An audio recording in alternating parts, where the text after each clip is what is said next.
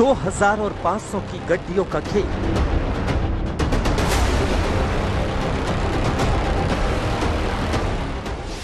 अर्पिता की कंपनी पार्थ का काला धन।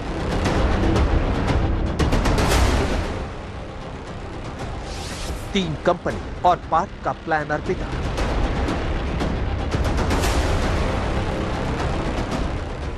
इतने नोट गिनने में 22 घंटे लगे।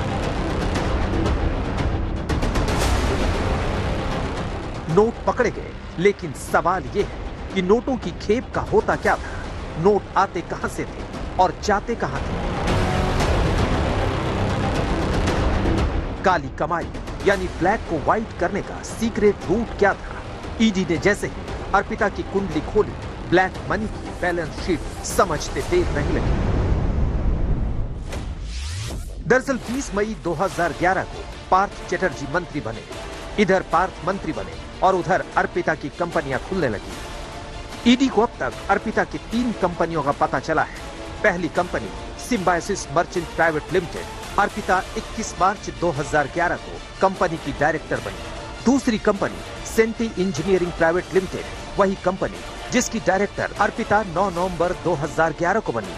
तीसरी कंपनी अर्पिता इच्छा एंटरटेनमेंट प्राइवेट लिमिटेड 2014 में कंपनी बनी और 19 अक्टूबर 2014 को अर्पिता डायरेक्टर बन गई।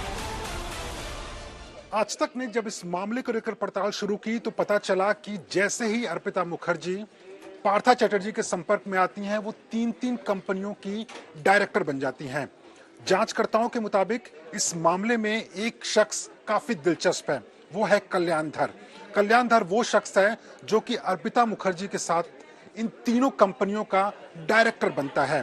2 कंपनियों में डायरेक्टर साल 2018 में बनता है और एक कंपनी का वो डायरेक्टर साल 2021 में बनता है।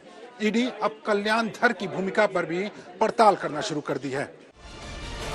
बड़ी बात यह है कि पार्थ चटर्जी से संपर्क में आने के बाद ही अर्पिता 3 कंपनियों की डायरेक्टर बनी। ईडी को शक है कि तीनों कंपनियों को सिर्फ इसलिए खोला गया ताकि जांच एजेंसियों को चकमा देकर काले धन को सफेद किया जा सके।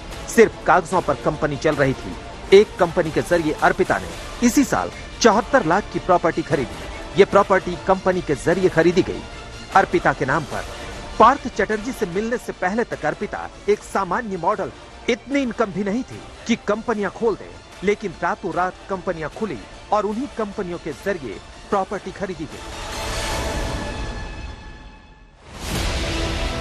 आरोप के मुताबिक पार्थ ने अपनी काली कमाई का बड़ा हिस्सा प्रॉपर्टी में इन्वेस्ट किया, यानी कागजों पर नाम अर्पिता का और काला धन पार्थ चटर्जी का। सोचिए, अभी तो सिर्फ अर्पिता के 2 फ्लैट ने नोट उगले हैं, सोने की ईंटें, महंगे जेवरात उगले हैं। मतलब ये कि अर्पिता और पार्थ के पास ऐसे कितने नोट लोग का पर्दाफाश होना बाकी है।